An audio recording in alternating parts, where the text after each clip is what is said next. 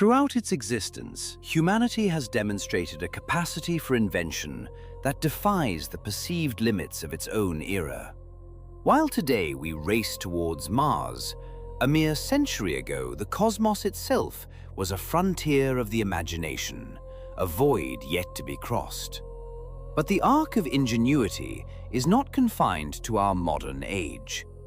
Since the dawn of civilization, we have erected structures that challenge reason, devised solutions born of necessity, and poured our collective creativity into the bedrock of our world. Some achievements of the distant past remain so advanced, so audacious, that they are difficult to reconcile with the tools of their time. They stand as silent rebukes to our chronological arrogance. Consider the Great Pyramids of Egypt. For millennia, they have been an object of intense scientific and spiritual fascination. As far back as 2,000 years ago, chroniclers marveled at their construction, struggling to comprehend how such perfection could be achieved with little more than muscle, rope, and raw human resolve.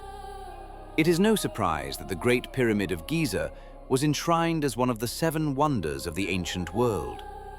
For decades, some have even dismissed it as the work of extraterrestrial architects. But painstaking research is slowly peeling back the layers of this ancient mystery. While the precise methods for many pyramids remain debated, the grand secrets of the pharaohs are gradually being revealed. We now know that their construction was made possible by an incredible mobilization of human labor. On a single monument, tens of thousands of skilled workers and laborers toiled in unison. For centuries, the quarrying and transport of the immense stone blocks was a baffling puzzle. We now understand that many of these multi-ton monoliths were hewn from distant quarries. Carving a single block with the copper and stone tools of the age was an agonizingly slow process, sometimes taking months. The advantage then was in the sheer mass of people. Thousands of stonemasons worked simultaneously, a human machine chipping away at the earth to produce the necessary components. Furthermore, scientists have confirmed that the pyramid's placement was no accident. Their orientation was a matter of celestial precision. Some were aligned to the path of the sun on sacred days. Others were perfect mirrors of the constellations in the night sky. And we now know the River Nile was their indispensable partner. In that O, allowing barges to ferry the colossal stones almost to the foot of the rising monuments. Even with these revelations, the mind still struggles to grasp the reality that these perfect mountains of stone were raised over decades using a symphony of techniques that were both brutally simple and celestially complex. And yet, for every secret the past relinquishes, another holds its silence. An incendiary weapon of the Byzantine Empire, a liquid flame that burned on water and struck terror into the hearts of their enemies. To this day, the formula for Greek fire remains one of history's most profound enigmas. These are not merely relics of a bygone age.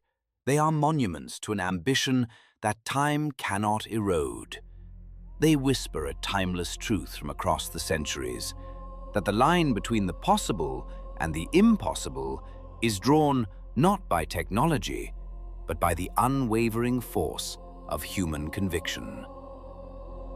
The historical record is haunted by whispers of technologies that defy their era, specters of lost knowledge that challenge our perception of the past. Among the most terrifying of these is a weapon shrouded not only in the fog of war, but in the mists of time itself. There are no confirmed archaeological findings of this device, and the ancient texts that describe it are so maddeningly ambiguous that any attempt at reconstruction has been condemned to failure. Around the year 670, the Byzantine Empire unleashed a new form of terror upon the seas.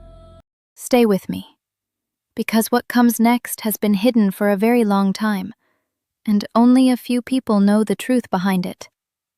From the prows of their warships, they projected a stream of liquid inferno, a substance that could set enemy galleys ablaze from a distance. In an age when flaming arrows and barrels of burning pitch were the standard of naval warfare, this was a quantum leap in destructive power. It was the machine gun of its day, a weapon so decisive it could alter the course of entire wars. Legend holds that the secret of this Greek fire was delivered to Constantinople by a refugee from Egypt. There, it was immediately classified as a paramount state secret, its formula known only to a select few and passed down through generations. For centuries, it secured Byzantine naval supremacy in the Mediterranean, a terrifying and seemingly magical advantage over their adversaries. Accounts describe enemy ships being consumed by a fire that could not be extinguished by water. Indeed, water was said to make it burn even more fiercely. It clung. While evidence suggests the knowledge eventually leaked, with similar weapons appearing in other parts of the world, its core composition remains an enduring enigma. Theories range from a volatile mixture of saltpeter and sulfur to reactive compounds involving quicklime or phosphates. Yet the central question persists. How did the engineers of a pre-industrial age, without the benefit of refined chemistry or gunpowder, conjure a weapon of such devastating and controllable power? While one empire guarded a secret that brought ruin, another had built its foundations on a mystery that promised eternity. Rome, the eternal city. It was conceived as a metropolis that would stand for all time, and today, some of the most spectacular structures in European history still bear witness to that ambition. The enduring strength of these buildings, their defiance of earthquakes, erosion, and the relentless march of centuries is owed to a marvel of ancient architecture that long perplexed modern experts. Many researchers now believe that the cement used to construct the Pantheon, the aqueducts, and the Colosseum is not merely resilient, but in some ways superior to the materials we use today. The secret, it appears, was not in a single ingredient, but in a precise recipe that harnessed the unique geology surrounding Rome. By mixing volcanic ash, specifically pozzolana, with seawater, lime, and volcanic rock, Roman engineers created a concrete with a truly extraordinary property. It does not simply harden, it improves with age. The seawater, interacting with the volcanic material, triggers the growth of interlocking mineral crystals that actively fill any microcracks that form over time. It is a material that heals itself. This meant the concrete could be used to create forms previously of its kind in the world. The Roman builders had not just stumbled upon a useful material, they had engineered a living compound, one that was flexible during construction, but which grew stronger and more monolithic as the centuries passed. It is a true miracle of chemistry and engineering, one of the foundational cornerstones upon which the legend of an eternal city was built. The Romans built structures to defy time, but even their engineering could not tame the Earth itself. For millennia, the planet's sudden convulsions were perceived not as a geological process, but as the fury of the gods, a divine judgment. Welcome to my channel. If you're fascinated by hidden truths, lost civilization Upon humanity. It was a force to be feared, not understood. But far to the east, in the Han Dynasty of China, one man sought to replace superstition with science. Long before the concept of tectonic plates existed, the astronomer and inventor Zhang Heng created the world's first known seismoscope. It was a magnificent bronze vessel, nearly 2 meters in diameter, encircled by 8 dragon heads, each holding a small bronze ball in its mouth. Below each dragon sat a bronze toad with its mouth agape. Inside the vessel, a complex and sensitive pendulum mechanism was poised. When the tremor of a distant earthquake reached the device, the pendulum would swing in the direction of the shockwave, triggering a mechanism that caused one of the dragons to release its ball into the mouth of the toad below. It did not measure the magnitude of the quake, but it could pinpoint its direction with uncanny accuracy. The court was skeptical until the day a dragon dropped its ball, indicating an earthquake to the west.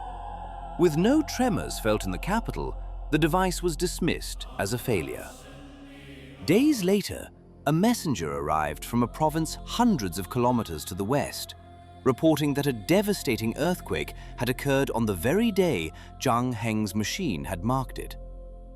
For the first time, humanity had captured the faint, physical echo of a distant catastrophe, translating the planet's violent shudder into a silent, observable fact. From an unquenchable fire to self-healing stone and a machine that could feel the trembling of the earth, these are not mere historical curiosities. They are potent reminders of a genius that is not confined to our modern age. They represent a legacy of knowledge, some of it lost to war and secrecy, some of it buried in plain sight, waiting for us to rediscover the wisdom of those who came before. In their silence, these ancient marvels ask a profound question. How much more of the past do we still fail to understand? There is a terror unique to the ground betraying us, a primal fear that strikes when the very foundation of civilization shudders and collapses. In imperial China, where the stability of the earth was linked to the stability of the heavens and the divine right to rule, an earthquake was more than a catastrophe. It was a terrifying omen. For centuries, the only record of these events was the ruin they left behind. But more than 2,000 years ago, during the Han Dynasty, one man sought to replace superstition with observation. The court astronomer and polymath Zhang Heng conceived of a device of breathtaking ingenuity. It was not an instrument of prediction, but of knowledge. An ornate bronze urn, elegant and imposing, was encircled by 8 dragons, each poised with a bronze ball held delicately in its jaws. Below each dragon sat a bronze toad, its mouth agape, waiting. Inside the vessel, hidden from view, was the secret. A central pendulum, so finely balanced that the slightest tremor from a distant earthquake would cause it to sway. This movement would trigger a series of internal levers, prying open the mouth of the dragon facing the direction of the seismic wave. The bronze ball would fall, striking the toad below with a clear metallic clang, alerting observers not only to the event, but, crucially, to its point of origin. This was the world's first seismoscope. It was a machine that could feel the Earth's pulse, allowing imperial scribes to create meticulous records of seismic activity, chronicling the restless geology of their vast empire. When modern engineers recreated Zhang Heng's masterpiece, they were astonished. The instrument was not merely functional, it was sensitive enough to detect tremors that were imperceptible to human senses.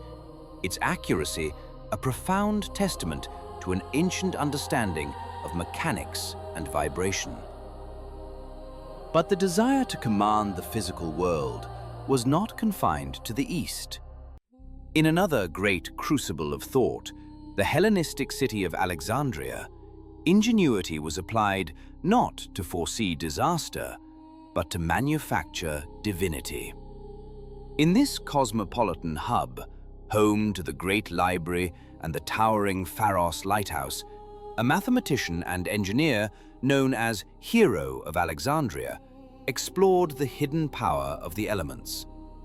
He understood that science could be indistinguishable from magic. Within the hallowed walls of a temple, pilgrims would gather before. If you think you've seen everything, wait, what comes next will turn everything upside down. Or a great altar. As the priests lit the sacred fire, a miracle would unfold. Without a human hand to guide them, the temple's massive, heavy doors would begin to swing open, revealing the inner sanctum. To the faithful, it was a clear sign. The gods themselves were welcoming them. The genius, however, lay not in divine intervention, but in pneumatic and hydraulic pressure. Hero had devised a system where the heat from the altar fire would expand the air in a sealed chamber below. This pressure would force water from one vessel into another, a hanging bucket that acted as a counterweight. As the bucket grew heavier, it would descend, pulling on a series of ropes and pulleys that turned the pivots of the doors. When the fire was extinguished, the process would reverse, and the doors would swing shut. It was engineering as theater, a mechanical spectacle designed to inspire awe and reinforce faith. According to Hero's own records, this technology was not merely a temple trick, it was a principle that could be applied across the city, a glimpse into a future automated by the forces of nature itself. Yet for every mind dedicated to creating wonder, another turns to the grim calculus of conflict. Centuries later, in the crucible of Renaissance Italy, another universal genius, Leonardo da Vinci, turned his unparalleled intellect to the art of war. While his contemporaries knew him for his sublime artistry, his private notebooks were filled with designs for machines of terrifying power. Long before the world wars would see armored behemoths churn across the battlefields of Europe, Leonardo envisioned the first tank. He presented the design to his patron, the Duke of Sforza, in the year 1487. It was ristled with cannons pointing in all directions and was propelled from within by a crew of 8 men turning cranks.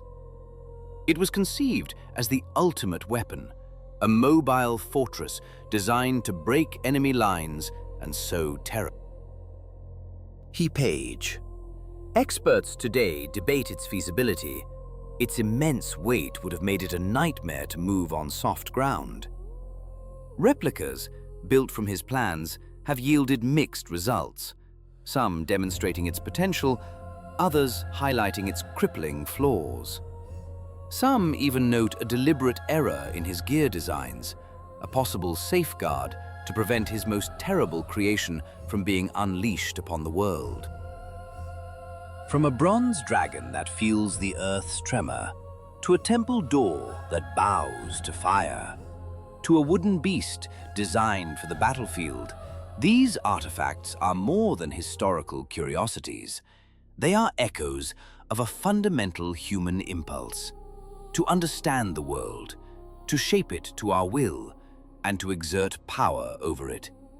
The tools change, the materials evolve, but the mind that seeks to predict, to inspire, and to dominate remains unaltered by the passage of centuries. It is a testament to the enduring and often contradictory nature of our own genius. The engine that reshaped the world was not born of coal and iron, but of water and fire. The steam turbine, the very heart of the Industrial Revolution, liberated civilization from the ancient limits of muscle and beast, allowing machines to be set in motion with astonishing ease. And now comes the part no one talks about. But this is where the real mystery begins. Yet the secret of steam's power was not a modern revelation. It was a whisper from a forgotten age, discovered in the crucible of Hellenistic Greece. There, the engineer Hero of Alexandria described a device of curious ingenuity, the aeolipile. A simple cauldron, heated by flame, channeled its vapor into a pivoting sphere. Pressurized steam, escaping through two bent nozzles, forced the globe into a dizzying spin, the first reaction turbine in recorded history. But to the minds of the 1st century, this was not a source of power. It was a marvel, a temple curiosity, a philosophical toy. The concept was never pursued, its immense potential left dormant. For this reason alone, the great gears of industry remain silent for another 2,000 years. The greatest inventions are not merely conceived, they must be recognized.